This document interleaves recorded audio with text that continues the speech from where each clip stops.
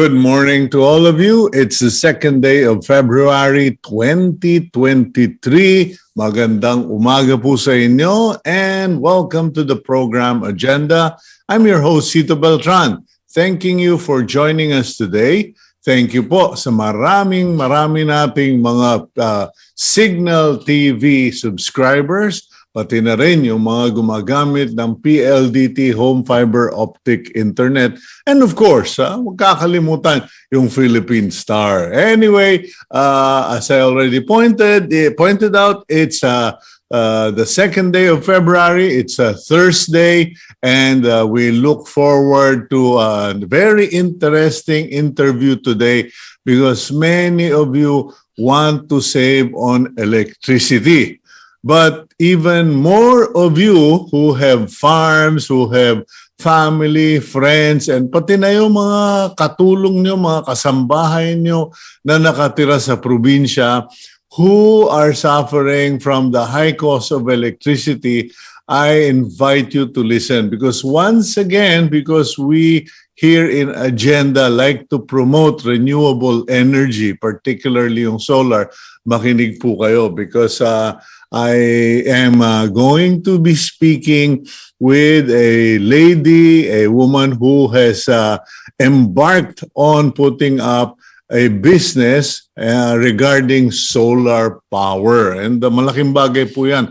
Just to get you guys targeted, there was a recent fire, hindi naman recent, last year, may mga nasunugan akong kakilala ng mga security guard ba.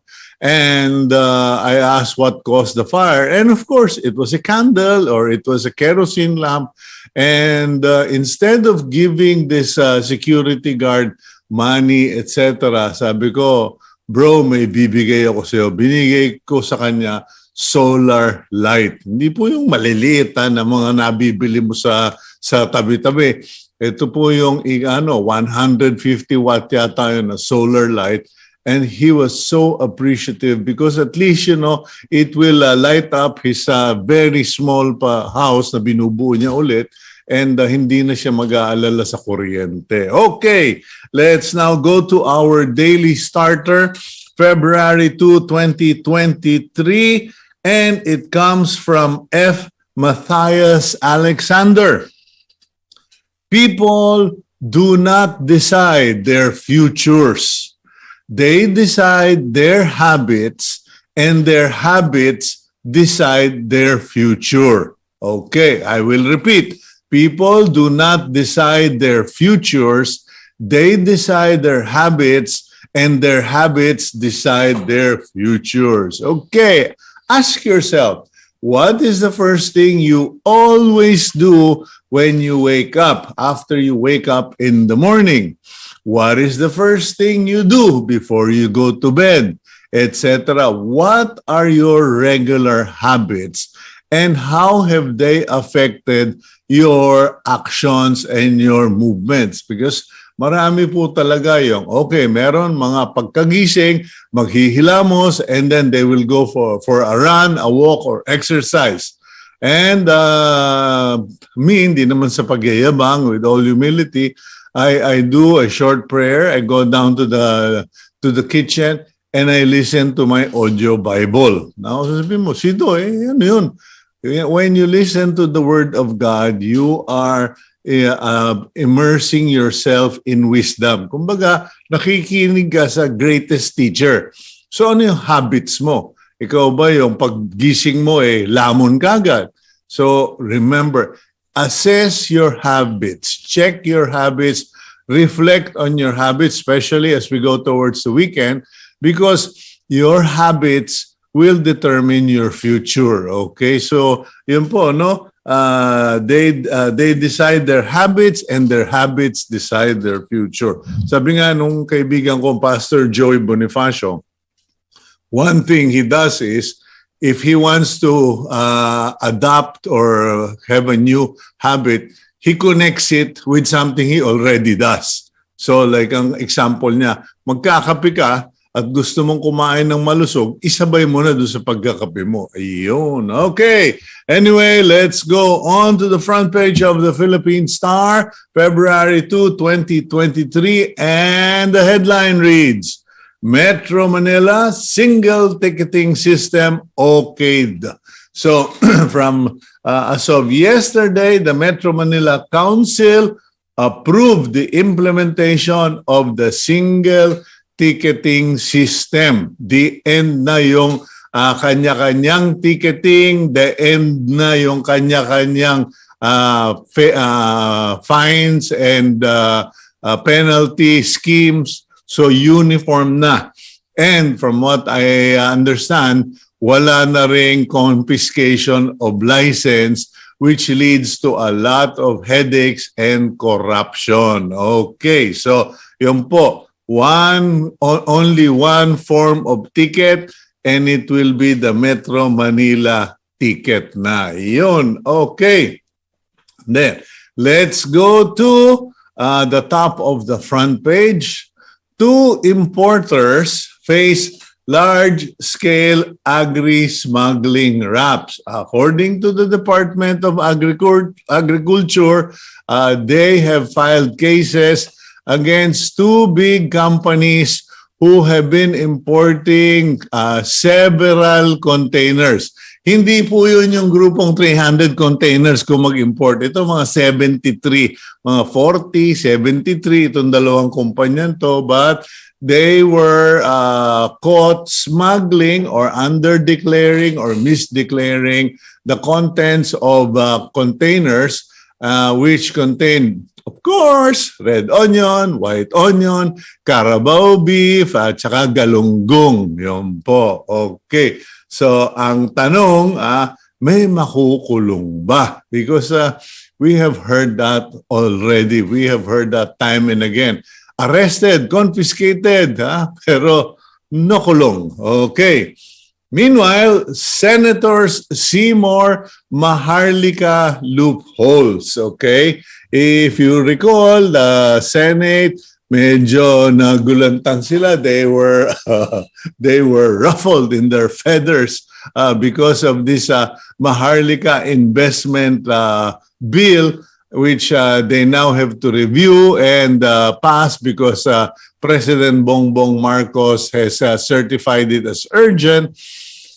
Eh sabi nung mga senador, butas-butas, bossing. Okay, so Senator Francis Escudero made a very big point yesterday. Okay, he said, we are requiring Land Bank and DBP and all these financial institutions to give or invest billions and billions of their capital or of their funds to this investment fund, but they have no ROI. Sa madaling salita, pamimigay ng mga bangko yung pera nila na wala silang sukle, wala silang interes, wala silang kinita, ay hindi sila magiging bangko, magiging charity institution sila. So, yun po, no? Medyo I merely tagalized what Escudero was pointing out, but that is what that story is all about. Meantime, those of you who want to go through so much traffic, punta kayo ng Baguio. Our top photo in the Philippine Star is a dancer performing along Baguio City's main streets during the opening of the month-long Panagbenga of Flower Festival yesterday morning. Ayan. Nag-umpisa na yung Panagbenga, so I'm sure yesterday must have been, traffic center ang Baguio, but it's a beautiful experience and people love watching it. So yun po, and I'm sure during this weekend, Baguio City is once again full of tourists, especially from the northern part of the Philippines. So, ayun, Panagbenga officially started yesterday, the Flower Festival in Baguio City. Meanwhile, President Marcos has approved the creation of a water management office, okay? Citing the need to coordinate, consolidate the management of water resources and finding other options aside from our extreme dependence on deep wells and groundwater. The president said that he has to create or give authority for the Water Resources Management Office na dapat daw sinusunod yung kanilang recommendation. Ayun po. Well, I just hope it will not add to the bureaucracy but will simply streamline and strengthen everything. Because totoo naman po, we need to really manage our water resources, and perhaps the president should also look into the need to pass laws that prohibit yung mga villages or mga large compounds na they institute or put up their own water distribution offices inside their compounds, prohibiting the entrance of local water resources. Kumbaga, parang yung naging issue nun sa Parañaque and many other places, Las Piñas, even in the provinces where hindi ka makapagpakabit doon sa main water source ng bayan because you live in a place na may sarili silang distribution and deep well. Paano kami susunod, Mr. President?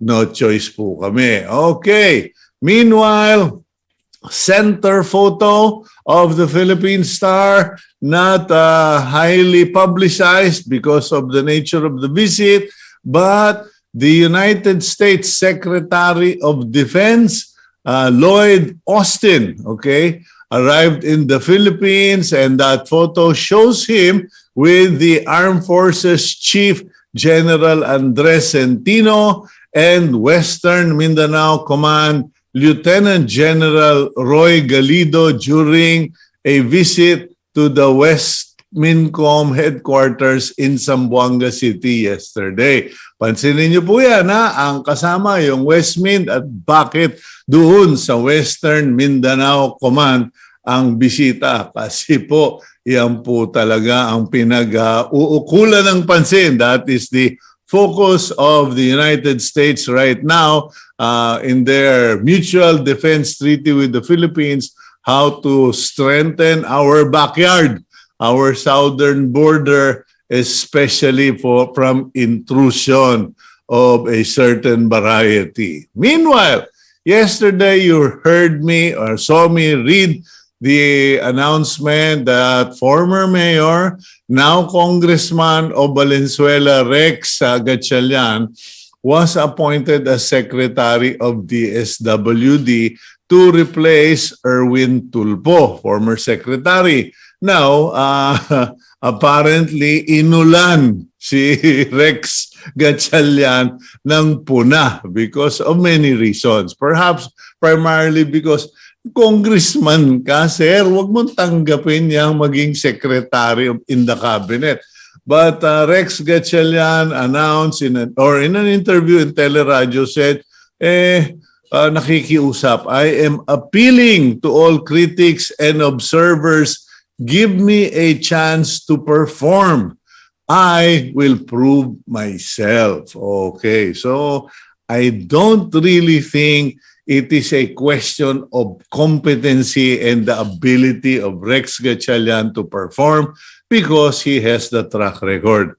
But perhaps it is because congressman siya, meron siyang tinalo, may natalo, and may mga umaasa. So, ayun.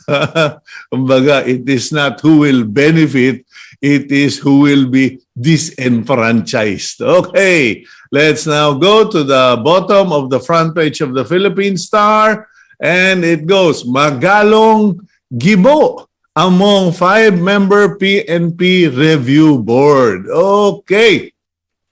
The Chief of the Philippine National Police, a former defense chief, and 2 retired police generals holding key civilian posts are among the members of the 5-person panel that will review records of police generals and colonels who submitted their courtesy resignation as part of the government's anti-drug campaign, according to Benhar Abalos, etc. And PNP Chief General Rodolfo Azurin would steer the advisory group, which is expected to finish its task within 3 months. Ayun, so yun po, no? Si former Secretary of Defense Gilbert Gibo Chidoro, former presidential candidate, former senatorial candidate, ayun, siya ay magiging kasama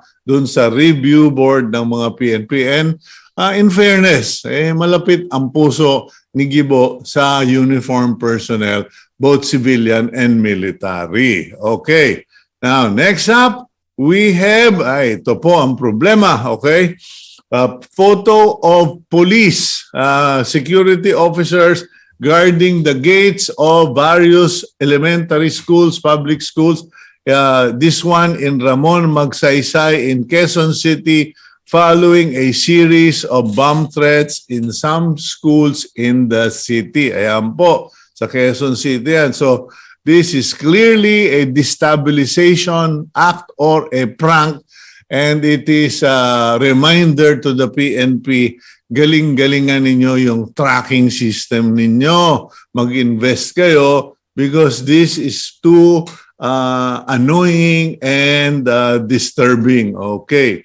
Meanwhile, the DTI chief, none other than Trade Secretary Alfredo Pascual, has been given its stamp of approval by the Commission on Appointments. Okay. And last but not the least, Philippine pet dog ownership highest in Asia. Ayan po, hindi ko mga maintindihan bakit nangyayari yan.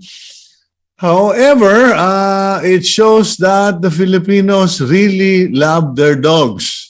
And wala na po tayo dun sa pinupulutan yung aso. Ngayon, bulsa natin ang pinupulutan ng aso. Owners bring their pets to the City Plaza in Dagupan, Pangasinan for free veterinary services. Okay, so that's all good, and I just want to remind the pet owners, lalo na yung mga pasaway na mahilig magdala ng aso sa mga mall pero hindi dinidisiplina ang kanilang aso. Baka dumating tayo sa punto kayo ang madisiplina if this problem persists. Okay, love your dogs but also love others. Okay, let's now go for a quick break.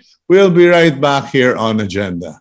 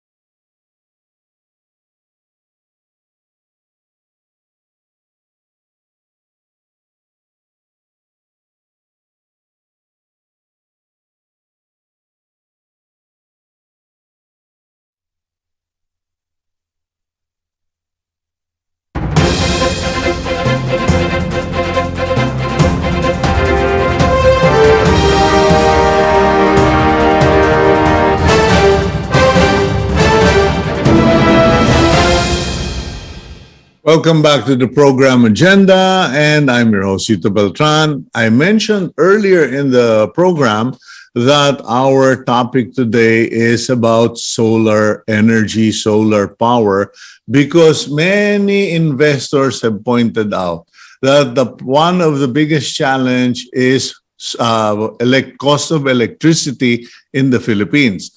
But it's an even bigger problem. Mas mabigat na pinoproblema ng mga tao or people living in far-flung areas or in depressed areas, and they resort to means that can either cause fire and have destroyed so many communities, or have destroyed their eyesight, or simply limited their ability to work more because of the cost or the inavailability of electricity. So, yan, pag-usapan natin. Gabriel, please roll out the Betamax. Jenny Lin Maaño-Ngai is the co-founder and president of SunSmart Solar Power Technology, an all-renewable energy company. The beauty queen turned entrepreneur uses her company to further forward her advocacy for sustainable solar energy. Okay, good morning, Jenny Lin. Welcome to the program. Good morning, Sir Cito. Sandali, Gabriel, sigurado ka ba solar pag-uusapan natin, hindi beauty pageant? Masyadong maganda itong ating bisita. Good morning, sir. Okay, well, Jenny, I just started trying to, make the beginning of the program light, but it is a very serious concern. And I am also an advocate for solar power in the Philippines. Now, you have had many choices in life. How did you start up in this solar power venture of yours? Kasi parang, honestly, Jenny Lin, hindi madali. I have been talking, reading, I attended courses on it, but the minute you start talking about where to get it, how to buy it, parang wow, nasisira ulo ko, tumitigil ako every time. I started having this solar energy business because my husband is actually related to it. Like, they have this manufacturing company in China, except when I went to the factory, the kind of system that they have, sir, is like integrated. It has the battery. So it's like a solar generator. So they used to go to the islands in the Philippines when they do their research and development. So I told them that will be very useful in the far-flung areas. And of course, they're foreigner and they don't have any idea about it. So I positioned the company that they have in overseas to cater particularly on our islands. So that's where we really started. And I do a lot of missionary works because I'm a former beauty queen. Like, we involve particularly on environmental concerns. So that's where we started integrating and promoting this kind of system to our fellow Filipinos. Okay, now, so your husband, kasi when I read your background, parang you met your husband because of business. Can you tell us a little about how kasi parang related nga yung solar adventure mo or venture mo with the romance. Okay, if so to speak. Because well, we started first, sir, prior to solar, we were already in the country doing a telecom business. Like, he was really like doing the telecom of InfoPage. If you remember, like, this is a pager.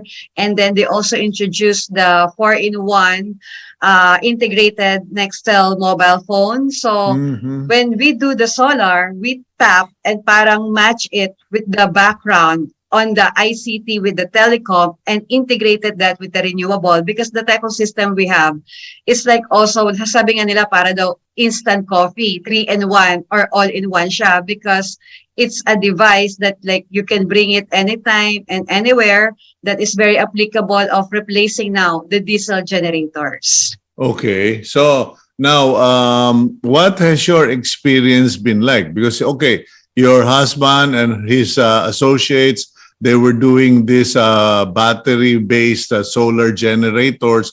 But how has it been trying to set up in the Philippines? Because I think the first challenge, right now, mag-Shopee ka lang, Lazada, makaka-order ka ng street lights, ng mga spotlights, and pwede na. But the minute you want to go to the next level, like running maybe electric fans or computers, etc., pahirap na ng pahirap. It gets more complicated and gets more expensive.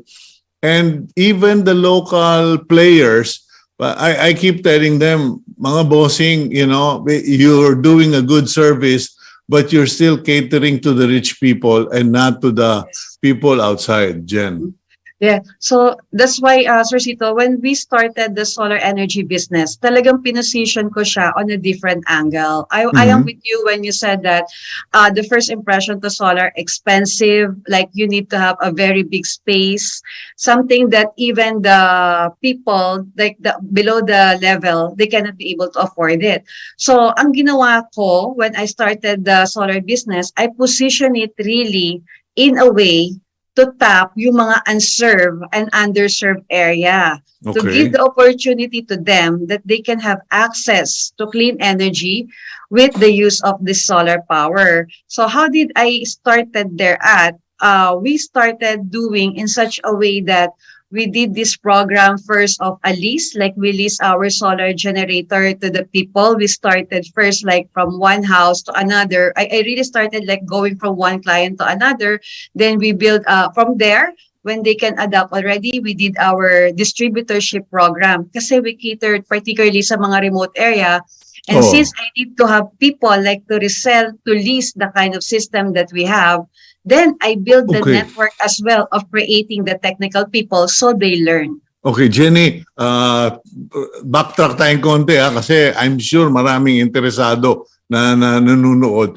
You created a lease program, one house. Can you explain a little more? Okay, so when we created our program primarily on doing this solar energy, kasi it's like a device, a compact device that we bring from one island to another or energizing one facility to another. So when we put it there, because we are the direct to manufacturer, they usually put up a deposit to us, and then on monthly, like we lease it to them until they can be able to fulfill it. Because the type of system that we have, it can go from small to large scale. So of course, yung mga kapwa Pilipino natin na mga nakatira sa isla, hindi naman nila kailangan ng malalaking device. Wala rin naman silang malalaking space para sa bubong nila. So we put up the solar generator, then dun lang sa per day basis and dun sa kanilang kailangan na wattage para lang masuffice yung need ng kuryente both day and night kasi may PV and may battery, then that's how they actually like started on doing this. They usually like subscribe to us when they do this. So talagang pang isang bahay, single household units yung pinapaupahan mo, in other words, or installment ba? Kasi alam mo, you have to forgive me, no? I'm trying to break this down for our other viewers that are not used to lease agreements, etc. para maintindihan nila. Pinapaupahan ba ito or ito ba installment payment until mabayaran mo na yung unit? And how much are we talking for the household type unit? Okay, for the one that we were doing, like, let's say we're talking about 200 watts. A typical household for a 200 watts, that's a lot because the basic power that they can actually have coming from the main grid as well is probably like 50 watts only. So if you have 200 watts, I would say that most of the basic appliances, you can have it already. Ilaw, electric fan, laban na, tsaka TV. Ilaw, electric fan, even inverter refrigerator. So yung mga walang refrigerator na sa island, we were able to actually tap into that. So when we actually listen to them, yes, they do that monthly. Kapag na kompleto na nila yung payment, then they can have it. So that's how much are you talking about? Sorry, Jenny. Very minimal. Hindi, kasi alam mo pa, para mo na akong first client, kumbaga gustong bumili, di ba? How much inaabot yung unit na 200 watt generator? So yung 200 watts generator, sir, if you actually like purchase it, the total market selling price of that can be around 25,000 pesos with the solar panel. Now, if they will be leasing it to us, they can go for a minimum lease of at least 1,000 pesos per month, 995. But then they will have the power for day and night because they do not need to use exactly any more diesel genset or at least kerosene lamps. And they don't need to mobilize this kind of diesel within the island already. Okay, so malaking tipid. Now, paano paggabi? Sabi mo, day and night. Sandali, wala namang araw paggabi. No, because sir, the system is integrated. We have the PV panel charging and providing the power during daytime. So at the nighttime, a portion of the power from the PV panel that charges our batteries. So the batteries serve as a standby. So kapag wala ng araw, the batteries take over. Of course, the next day the sun will shine again. Then of course it will continue. Ayun. Okay, we're just clarifying that because some people I'm sure will be, bakit mag-under sa gabi? Wala namang araw sa gabi. But yeah, We have ayun po. batteries. Now, so it's about 25,200 watts. So how many months payable yon? Bali 2 years payable? They can go for a minimum at least 1 year to 2 years. Okay, 2 years to pay pagkatas sa kanila na yon. Now, Yes. pinapayagan mo ba, like, kasi sabi mo, 200 watts, sasabihin naman ng tao, sir, di ko kaya yung 1,000 a month eh. Pwede bang kahati ko yung kapitbahay ko, share kami, pero share namin yung linya. Yes, sir. We have done project like that na parang kung magkalapit lang naman yung bahay nila, we put the solar generator in one common area and then we split also the power. That's the good thing about off-grid system. You can really like choose and actually like decentralize the power.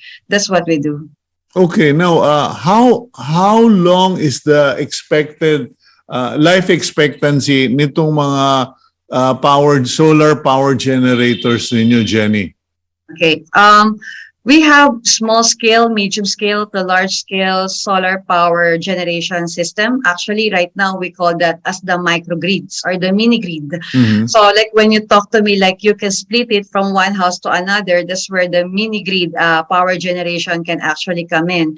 So the life of the warranty, I would say that the warranty of our PV panels can go for 25 years.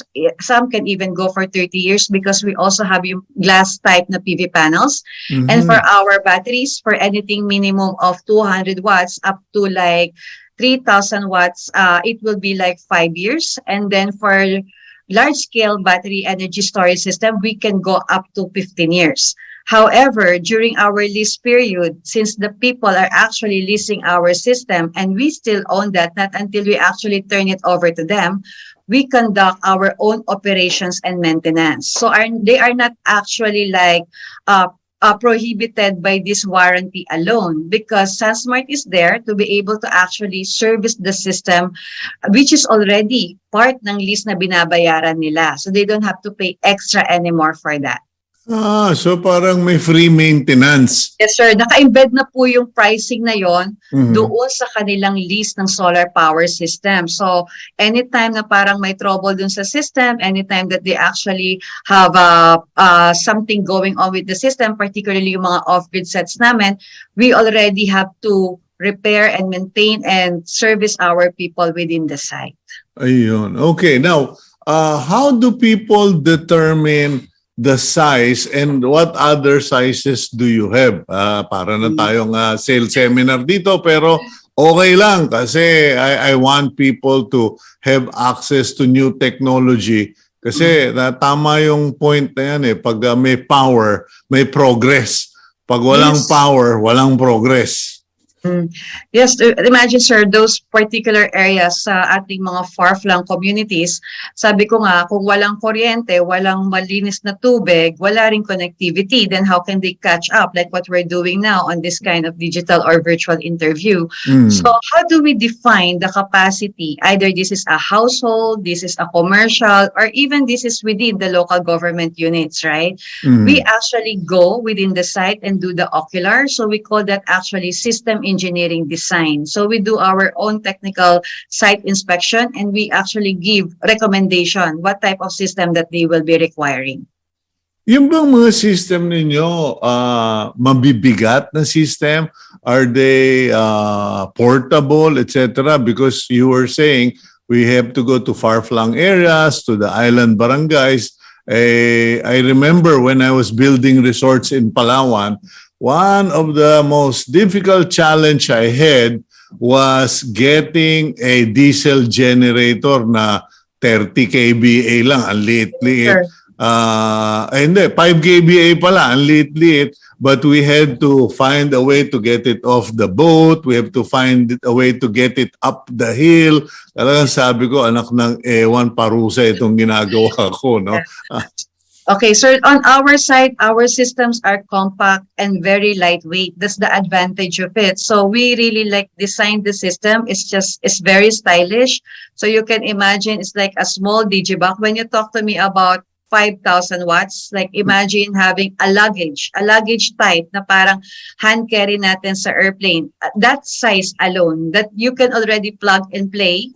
And if they will be asking us, you still need the solar PV panels, how many you need? We don't need that many solar PV panels. And the type of panel that we can also have, we even have this folding type, lalo na kung yung mga area niya is only more for mobile or backup power supply. Of course, they can have the one yung conventional that they can fix on their rooftop, but still they won't need that many because if this is a type of solar PV system na off-grid, anything from the ratio of the PV system to the battery, the PV is usually not that much because you already have the battery to suffice already the capacity na kailangan for the power. So that luggage type, yung kasinlaki ng maleta is so highly portable. Yes, sir. Yeah, that, the one on the video. it would have other applications because una nung nagkwekwento ka, I was thinking to myself, yung mga kakilala ko mahilig mag-camping. But then I realized there are, foresters, there are military personnel who are deployed in far-flung places also. And this would really put them on the next level as far as convenience, connectivity, and comfort as well. Yes. Yes, sir. That's true. Okay, so malaking bagay. Now, okay, so we're talking about leasing, we're talking about cost, about portability. And ngayon, we'll go for a quick break.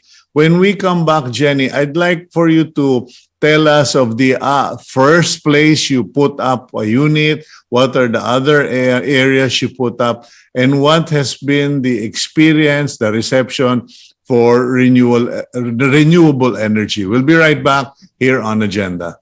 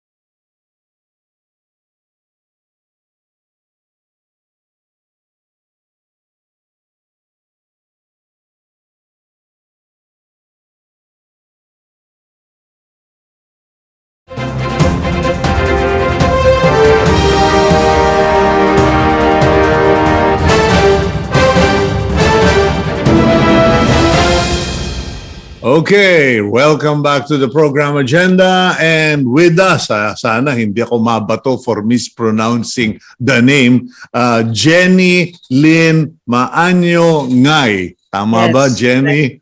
Correct, sir. Okay, co-founder and president, SunSmart Solar Power Technology Incorporated. During the break, sabi ko kay Jenny, relax lang. Alisin mo na yung beauty pageant mode mo and mag-promote tayo ng solar. So anyway, Jenny, I was going to ask you, saan nyo na nadala? What are the locations? But first of all, you mentioned during the break, a showcase or an office. Where can people go to see your products? And you were talking about a place in Pampanga. Would you share it with our audience, please?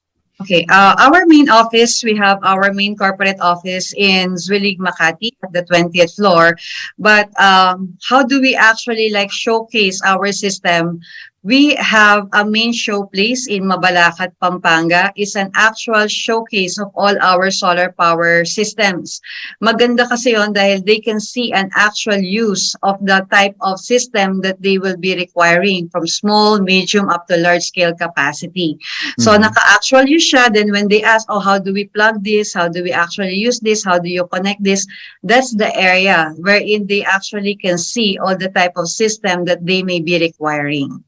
Okay, now, ano yung mga makikita nila doon specifically? Because we've been showing your video for quite a while, and pero meron ba doon nagpapaandar ng water pump, deep well, or mga pressure tank, ganon? Okay, like this video that we have right now, this is actually our iPower Cube. So earlier I was talking po about our solar generator that is more of providing power. Small scale siya na solar generator from 200 watts up to 3 kilowatt with 6 kilowatt hour battery. This can go very big in the size of a luggage that I explained. Now, this one in the video, this is our micro utility power station. So this micro utility station, it can become your main source of power supply. It can also provide clean drinking water. It has an ice making machine.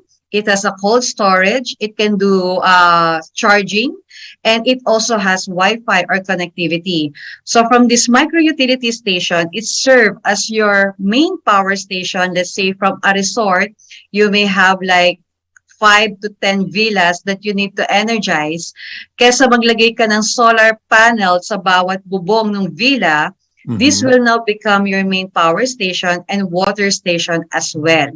So it is like a multi-use na you can share it within your own community, your own subdivision, your own development as resort island like you mentioned, or even your own facility as well. That become your power, water, charging station already. We call that really a micro utility. Okay, and that is how big? Sir, that's quite very big already. It come in a size probably of more or less 20-foot container. But yung power station, yung battery, yung inverter, yung controller, pati yung main water power system niya, nandoon na sa loob ng station. Then the solar panel, nandoon na rin siya sa taas. So when it arrives, it's really like an integrated type. So how big it is, you can imagine more or less the size ng 20-foot container. And when we put that already in the area or in the site, kami na yung gagawa ng cabling noon. This kind of power station will be good also on construction.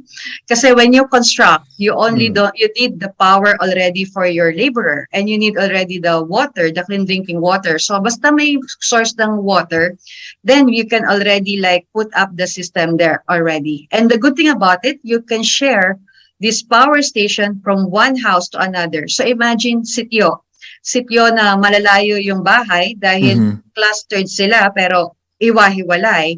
So this can become the solution. Well, clearly you know what you're talking about, and you've seen the applications, because when I was building those resorts, that was the biggest challenge. Lagi kang may bit-bit na generator para dun sa mga power tools, mga power equipment. and for your radio connectivity. Kasi doon naman, wala pang mga mobile phones nung mga panahon na yon. So for construction, and even nowadays here in Metro Manila, although there is Meralco, there are situations where connecting to the grid is not easy for a construction firm. So ayan ba madaling hilahin, kailangan mo ng trailer? Kasi sabi mo 20-foot container, di ba?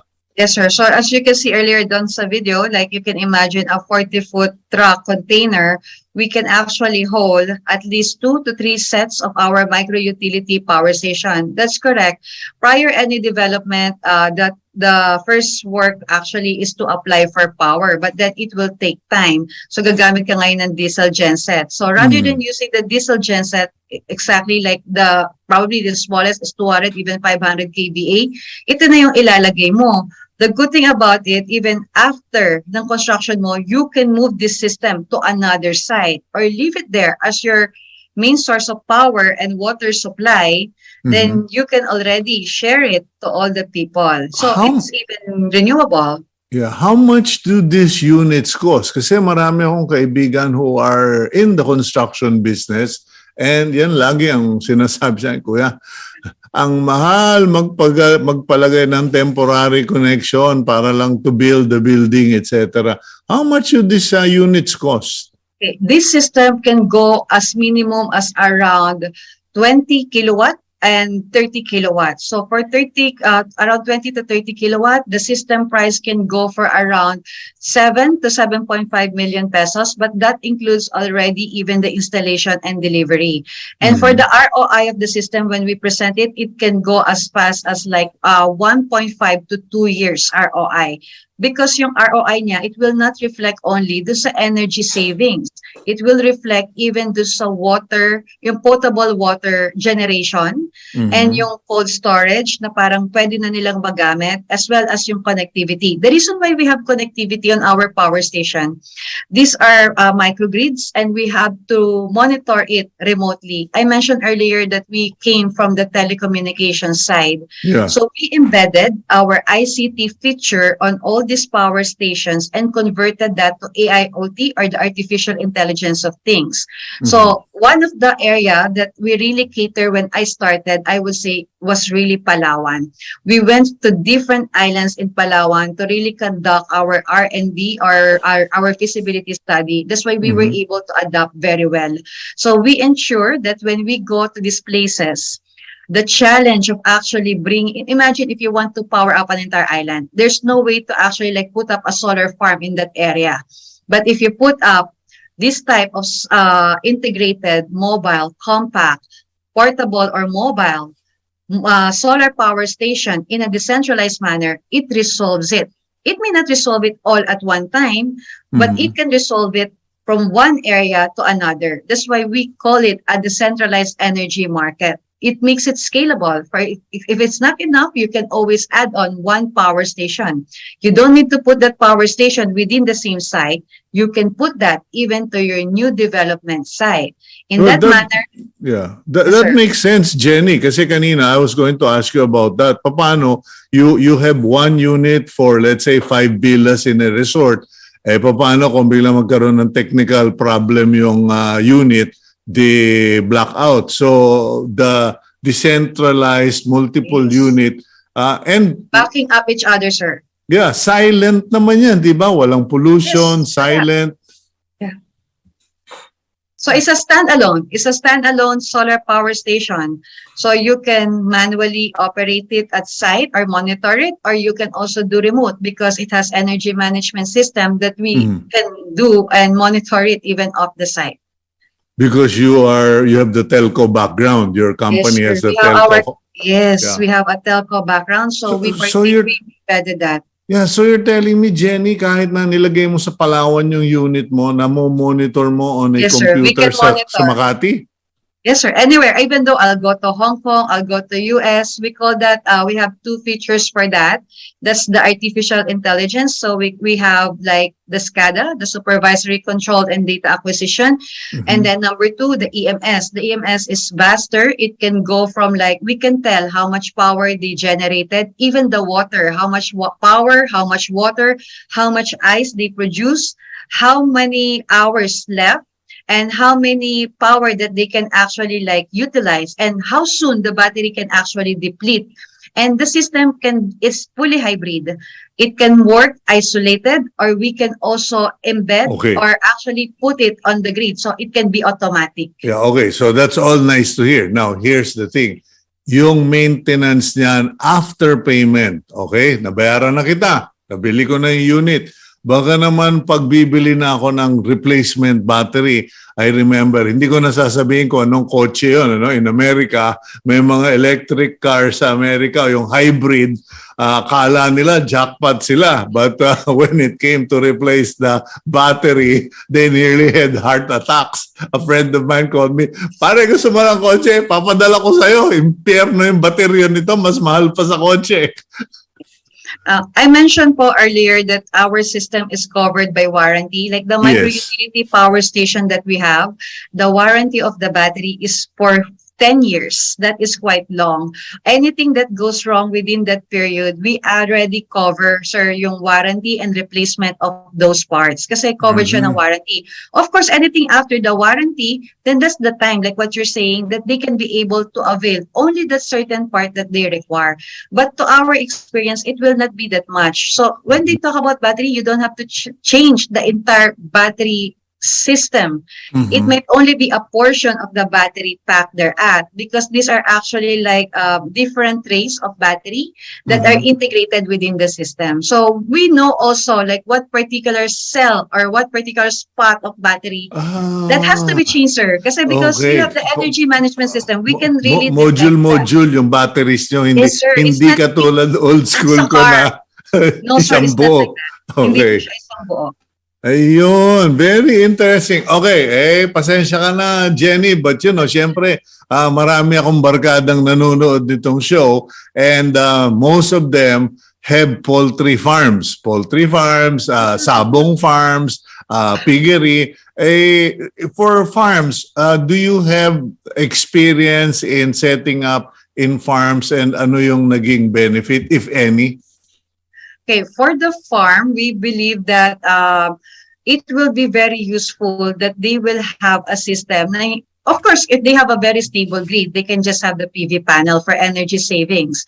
But if the area that they have, like very expensive, the type of electricity that they're paying now, or the source of the generation is really like pricey, such as these are diesel genset, then you can put up this type of off-grid system. There's not much challenge on the farm, kasi the farm, you can tell already, flat area. Well, we serve even crossing islands. We serve even higher mountains. So I believe that we know already how to face those kind of challenges.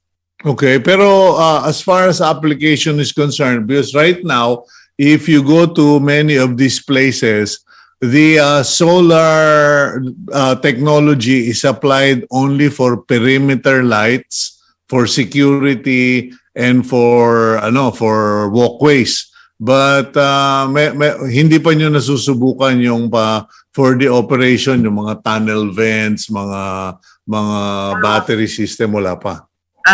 For the tunnel vent, sir, we did not have that yet, because the challenge there is saan natin i-charge yung light kung nandoon siya within the tunnel itself. Maybe that one can go on a study and also design management, if that will be required. Okay, what are the places that you've set up? Because I know people who will be emailing or texting, pare, check mo nga kung saan dito sa province namin meron sila, pwede namin ma-interview kung talagang it works or meron silang track record. Luzon, Visayas, Mindanao, SunSmart was able to serve particularly na po yung mga challenging area. Ito po yung ating mga far-flung. No, I will say that not many solar power companies will really like face such challenge. And the reason why we were able to overcome that because of technology. And each technology is an answer to all this kind of setback. This is where SunSmart comes in. So, Luzon, we have Metro Manila, we have Batangas, we have Laguna, of course, we have Pampanga, we have La Union, Baguio. Sir, medyo madami na po. Okay. Lalo na po sa Mindanao and also Visayas. Sorry, how about mga local governments? Meron na ba kayong mga naging kapartner na local government na pwedeng mapasyalan? For local government units, the type of project that we're doing right now, since SunSmart is a direct to manufacturer, we don't just focus on supply, sir. We would like to work on long-term basis. So we apply our PPP modality with our local government units. So we enter into public-private partnership with our local government units in power development, particularly dun sa mga that they will have the ability to own their own power generation system. Okay, now so it will be at the sitio level. It cannot be or like yung Philippine National Police or AFP where they have fixed locations for troops or mga units, deployed units. Meron bang mga ganon? Wala pa. Yes, sir. We have experience like that. Like we have inquiry coming from our AFP and also from PNP. I would say that they have already some of our systems being utilized for emergency and disaster relief, like for rescue, because it's compact. Now, for local government unit, recently they're adopting the Green Energy Efficiency Program or under the LICAP, the Local Climate Change Act, wherein they want to replace the use of their existing diesel generators with our solar power generation system. Lalo na po yung mga local government unit na medyo malalayo talaga sa transmission line, facing a setback, sir, na medyo mataas talaga yung bill ng kuryente. Yan po, at least po, own use at isolated the system that can become their alternative. Okay, alam mo, lagi may nagtatanong, kainis eh. Paano yung aircon? Anong unit ang recommended ni Jenny para sa aircon? Okay, sir, for the aircon, if this is our compact system, yung mobile namin, we call that the iMogen or Intelligent Mobile Generators. I would say that kung maliit lang na naman yung aircon, mga 1 HP, let's say 2 kilowatt or at least 3 kilowatt solar generator that we have will suffice already. Pinaka-basic talaga, sir, kung may aircon yung bahay. Right now, most of our inquiry can go yung mga minimum na 3,000 watts. So kaya, it can work even on air conditioning. Ayun. Okay, well, I'll give you the chance to invite our guest, Jenny, because I have to say I'm very impressed with your command of this system. Marami dyan puro generalities. At least meron pala kayong showcase sa Mabalacat, Pampanga. Where exactly in Mabalacat, Pampanga is it? Okay, SunSmart Solar Power Technologies main corporate office is actually at the 20th floor of Zuilig Building in Makati.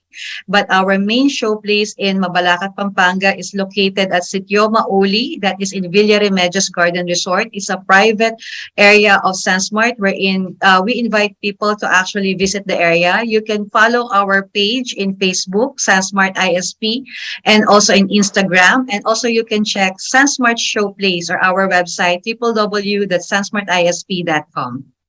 Okay, I'm impressed and I will ask my wife to go with me there. Na-warningan ako kanina eh. Maganda yung guess mo Be careful. Okay. Anyway, not only are you good looking, you are very well versed in your product. And please continue to do this because at the end of the day, what we take with us to the Lord is how we have helped the poor. And where there is power, there is progress, I said. So God bless you, Jenny. God bless your husband. And God bless SunSmart. Thank you very much, Sir Cito. It's my pleasure to be here.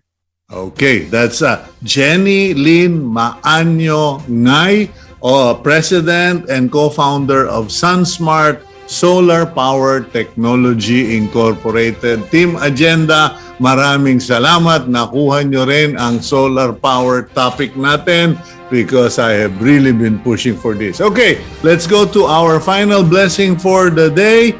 And it comes from the book of Psalms, chapter 91, verses 9 to 10.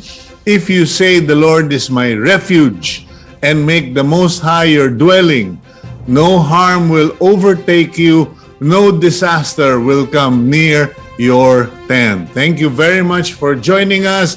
I'm Cito Beltran, asking you to please keep it here on One News.